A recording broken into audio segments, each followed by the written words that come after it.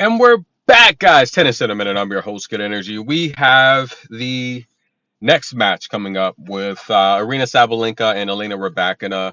Now, what are we, guys? Okay, 9 for 10 in predictions this tournament. Of course, I would be perfect, but you guys know I hate to pick against Coco. You know, of course, if I would have just gave you the pick, I'd be perfect. But I hate to pick against Coco. I really do, guys. But 9 for 10, whatever. Even though it should be perfect. All right. So Elena Rybakina and Aryna Sabalenka. Now they've played 6 times. Sabalenka owns a head-to-head.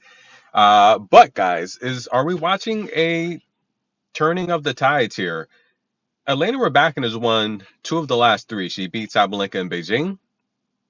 She beat her at the Indian Wells for the championship, and she won the first set against Sabalenka in the Australian Open. I told you guys take Sabalenka to win that match live, and she came back as a huge underdog, won that 5-1 underdog.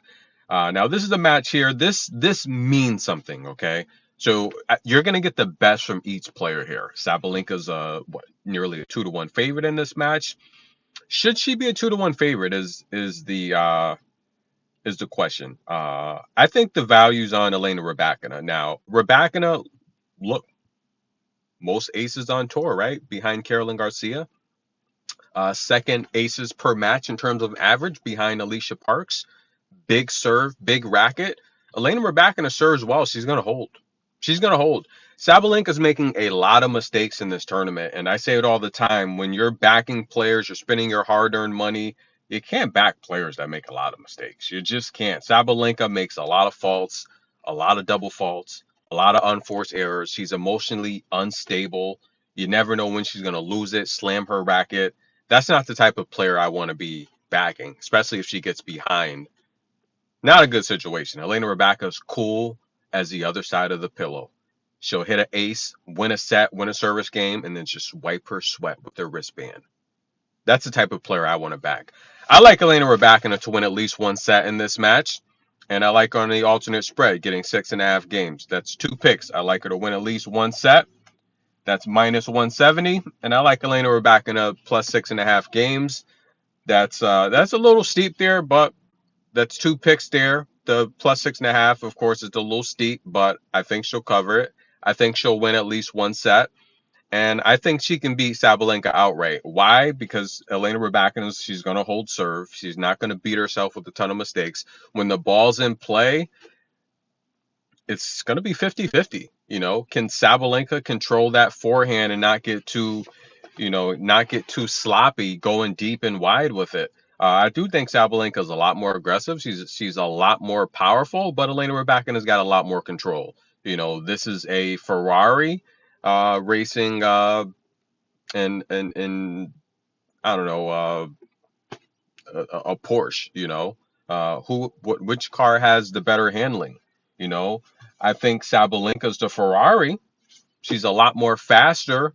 It's a lot more flashier, a lot more prettier, but that Porsche, it's you hit the corners, it's gonna handle a lot better than that Ferrari. It just is. You go too fast around the corner in that Ferrari, it's gonna tip over. And I think that Elena Rybakina is just a much more technical player. I think she has the cleaner baseline strokes. She can play the lines without making too many mistakes, and she can go deep in the corners. She can hit the angles to where Sabalenka is going to have an issue returning them. She's going to serve better. She's going to hold better. I think she's going to keep her cool. I think she's got the better in-match coaching. If she does get behind, she can look to her coach for advantages.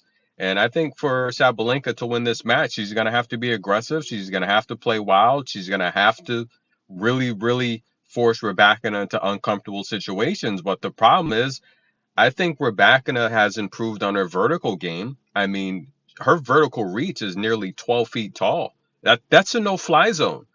I think Rybakina is going to win a lot of the net exchanges, and I love her mid-range game. I think of all the taller players on tour, she's one of the few that can actually get underneath mid-court, mid-range with her backhand and still hit decent shots.